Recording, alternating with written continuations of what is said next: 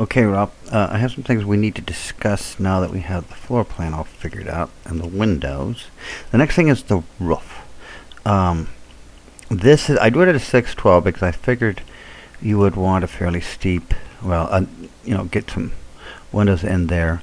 And when you do a cathedral like this, your this pitch is half of what that pitch is typically, and so a 612 gives you a 312 pitch in there, and I kind of assumed we're just going to do kind of a window like that and a window like that. But what I had in mind since this gable is running that way, now this is a 612 here too, we could cut it down to a 512. I just made them both the same for now, and that would make these ridges a whole lot closer. As it looks like that now. But my idea was to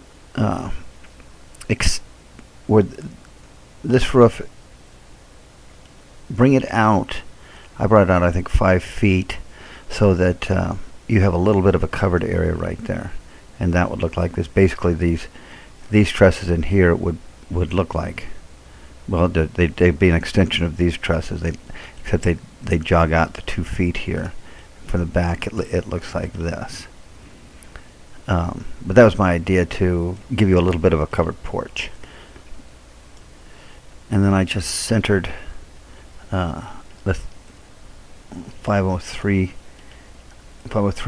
windows on either side. And put your door there, and then I centered the window right there. I'm going to give you a PDF that maybe you could draw in how you think the dirt's going to go. And that was one other major thing I wanted to talk to you about. I got to thinking about it. You said you've only got a 6-foot slope and you'd like the front to stick out. Well, I got to think about it. You can make the foundation. Let's say you just made the foundation. If it's a 6-foot drop, let's say you made the foundation,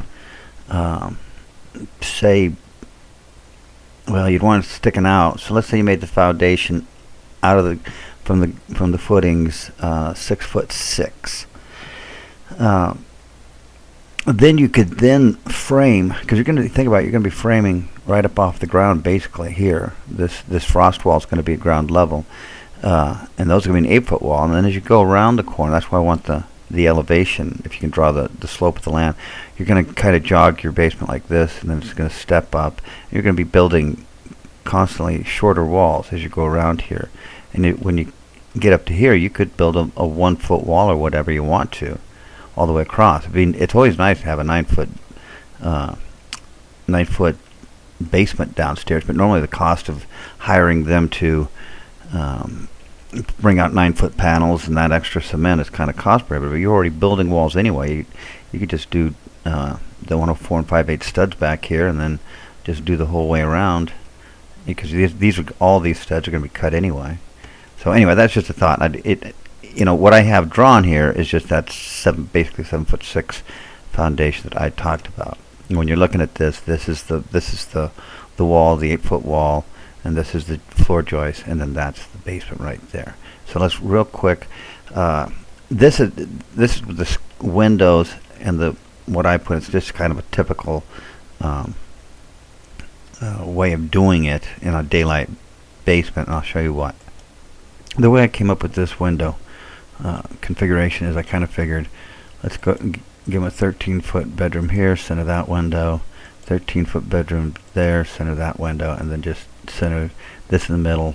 Typically this would be like a family room. And then what I did is, with the bearing wall, I made it to you have 14'6", well, basically 15 feet to center from the inside. Well, I made 14'6" from here to here, so that you have you might as well put the hallway, if you can do a hallway, put the hallway back here. Make this smaller and give this the most. I could make it a little big. I wasn't sure what kind of floor joist we were going to use. The least amount of bounce is the 12-inch TGI. It's just a really great product, and so we could even make this a 15-foot inside to inside room real easy, if you use the 12-inch joist. If you're using 2x10, then the 14'6" is all you want to go. Your stairwell coming down here, I don't know.